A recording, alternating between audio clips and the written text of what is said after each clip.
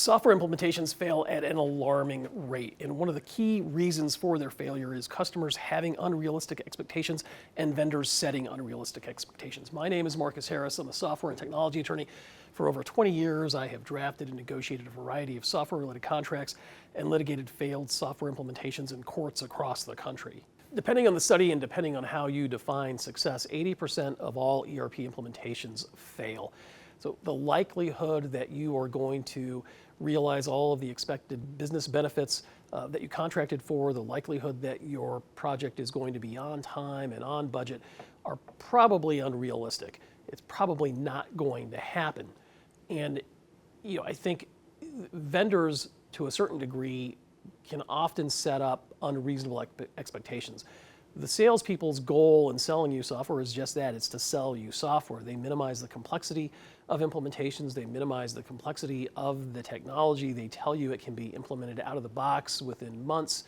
So you go into this with one hand tied behind your back, so to speak, and I think many organizations have a false hope that they can swiftly adapt to the new software, they can quickly implement the software and realize immediate business value, and that really just is not the case. And when organizations realize that the project is going to take longer than promised, it's going to cost more than anticipated, and it's going to require more resources than they had initially expected, they often will scale back on critical success measures or factors rather that are necessary for that project's success. They will go quickly through testing. They will not validate software. They will skimp on organizational change management.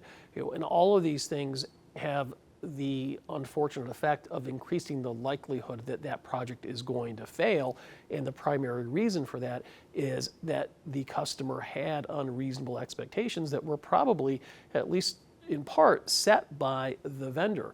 So what does this look like? What can you do with respect to having your eyes wide open as you embark upon an ERP project or a digital transformation? And really, I think you need to have an understanding of how long it is going to take for you to complete that implementation.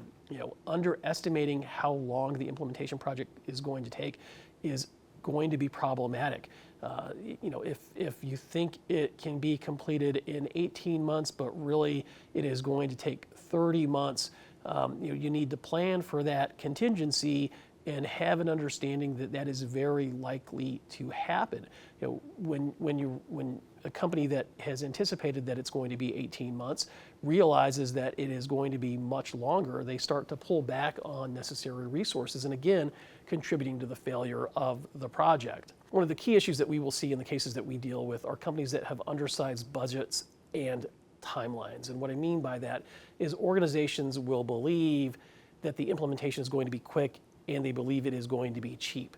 So with that understanding, that false understanding, they set unrealistic budgets and they set aggressive and unattainable timelines. And as reality sets in and the constraints then kind of pull in around you, these clients, these companies make rushed decisions. They're dealing with cost overruns. They are trying to figure out what corners can be cut to meet deadlines, which all then compromises the system quality. They fail to account for hidden expenses like data migration. They fail to account for costs associated with customized training. Long-term support often isn't something that they are considering. What they do is they set their budgets based on these best case sales pitches rather than having an understanding of the reality of what it is going to take. And I think one of the ways to get around that is really, you've got to talk to other customers. You've got to do your site visits. You've got to call references, people that have gone through an implementation. You want to benchmark it. You want to use third-party providers that you engage that have done this before, that can tell you, what it really is going to take. Because if you're believing the hype from the sales organization, you are just setting yourself up for disaster, and you want to obviously avoid that scenario. I think when you overestimate the capacity of your internal teams, you underestimate their ability or their expertise to be a part of the implementation, to lead the implementation project, that is really going to lead to a lot of errors. It's going to lead to burnout. And I mean, you've got to remember the kind of team that you have to put in place for this is really, you've got your subject matter experts that need to be involved in the implementation, but they also have full-time jobs. And they're trying to balance trying to get a software implementation done on a part-time basis. That is very much a recipe for disaster. And I think you want to have dedicated team members. You want to have your own project manager. You want to hire experts that are going to be able to lead you through this process. If you've got a team that is halfway engaged in the implementation, again, that is going to contribute to failure. I think it's very easy as well, if we're going to talk about internal resources, to really overestimate the capacity they have to devote the time to the implementation that's really needed. You're likely to have resource shortages.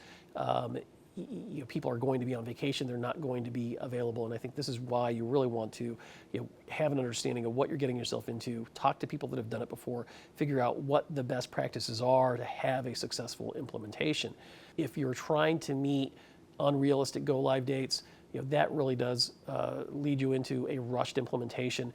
You're going to start peeling back the layers of the onion. In some cases, you could even end up with a minimally viable product, which is just a bare bones implementation with all the customizations, modifications, extra functionality that was promised, to be implemented at a later date, and that can be a serious problem. The other issue that you've got to really watch out for is vendor misrepresentations.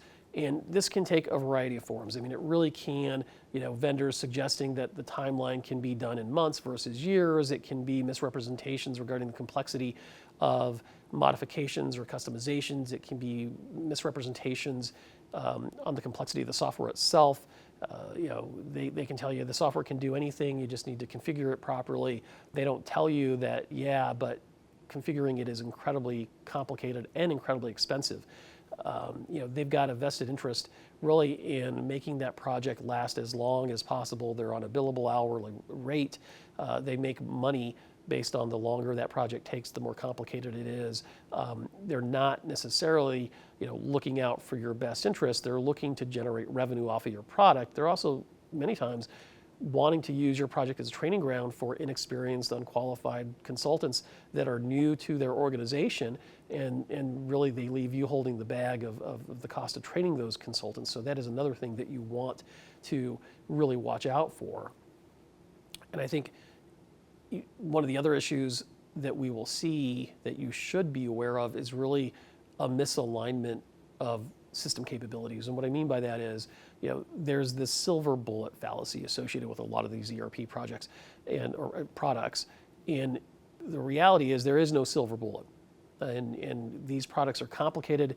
They are not going to be the be-all and end-all. They are designed to certainly make you more efficient, but you've got to put the time and the work in. You've got to adjust your business processes to some extent. There are going to be functionality gaps that you've got to deal with. You've got to make decisions about whether you want to adapt your business to the gaps in that functionality, or you want to customize the software to address those issues. And those are not easy choices to make, but thinking that this ERP solution is going to be some sort of a magic potion that will fix all of your organizational issues just is not realistic. There is difficult process change that needs to be implemented. You've got to fix those business issues, ideally before you implement the new system, because the new system is going to introduce a whole world of new issues that your team is going to have to adjust to. There will be a desire to customize the software. Everybody right now is talking about clean core, green core, brown core, or brownfield, greenfield. These buzz terms, but the reality is that you can't necessarily have a 100% clean core type of implementation. The software is kind of it's not really a one-size-fits-all businesses. It's designed, to appeal to a mass market. They're going to tell you that it has, best practices designed for your industry, and that is really just not true. They're a software vendor. They're not in your industry. They don't have an understanding of what the best practices are in your company. And the reality is your best practices may very much differ from your competitors, and you're going to want to have customizations in the software that address those unique business processes, your unique ways of doing business, your secret sauce, so to speak. And so you're going to want to have a desire, you're going to want to customize. There's going to be a desire to customize the software, but I think you need to keep it in check and really make sure that you're only customizing the software to address those critical business issues that differentiate your company from others. Our clients often have a misunderstanding or an underestimation, at least, of the technical and data complexity of what is required for an ERP implementation. Data migration is almost always problematic. There are issues associated with it. There's unrealistic expectations regarding how easily data can be migrated. These will lead to data inaccuracies, unreliable system performance, and the like. And so, again, you need to go in with your eyes wide open and understand that you are going to face a variety of issues. Many companies will neglect or not invest enough in organizational change management. And I will tell you, I have never encountered a company that said that they spent too much on organizational change management. These are really, I would say, people projects more so than they are technology projects, which is kind of a hard thing to say because these are technology projects, but really, the software most likely works unless there's been some serious issue. And if the project is going to fail, it is probably not going to fail because of a technology issue. It's going to fail because of an organizational change management issue. One of the other things that we will see in our practice is clients that have failed to define any real measurable objectives. They're implementing the software, but they don't have kind of the end goal in mind. There isn't necessarily these defined business cases for the software that they have put in place. They don't have an understanding of what kind of efficiencies they really want to improve. They just know that they need to implement software. They need to get on with the innovation that maybe they see their competitors utilizing, and that can, in and of itself, can be incredibly problematic. The reality is, though, that I think for all of these unreasonable expectations that a vendor, that a customer may have, really, you certainly need to look at that customer and assign some level of blame, because there is some level of due diligence that should be incumbent upon them to do, to know what they are getting into, to have an understanding of how difficult this is going to be.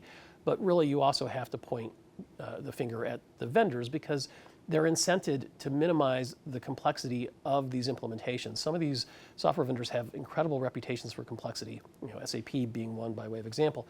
And SAP has implemented their Grow and Rise offerings kind of as a way to mitigate any perceived risk with the complexity of their software system. They're trying to make it easier. And I think what ends up happening is customers buy into that hype. They think the implementation is going to be much less complex, much easier than it is going to be. And then the flip side of that is, because they have that belief, they don't do the necessary due diligence that they should. They don't devote the necessary resources to the project. And then they end up in a situation where they're in that 80% category of not having a successful ERP implementation. And I think that is something that can be avoided, and clients and customers should be making every effort to do the due diligence so that they do not end up a statistic. If you have any questions about anything that I've talked about in this video or any of our other videos, feel free to reach out to me. We'd love to talk to you and get you pointed in the right direction.